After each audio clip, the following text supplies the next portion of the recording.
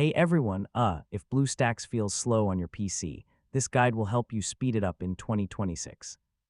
So whether your games are lagging, apps are freezing, or the emulator just feels sluggish overall, yeah, I'll show you the best settings to improve performance step by step.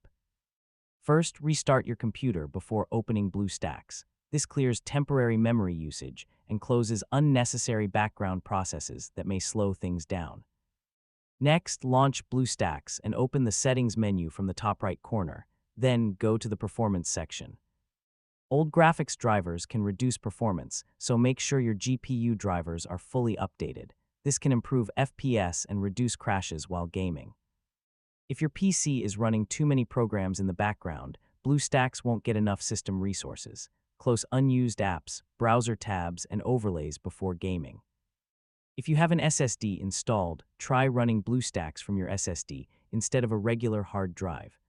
This can improve loading times and overall responsiveness. And that's basically how to speed up BlueStacks on PC in 2026.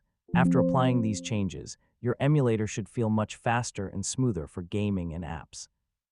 Thanks for watching, and I'll see you in the next guide.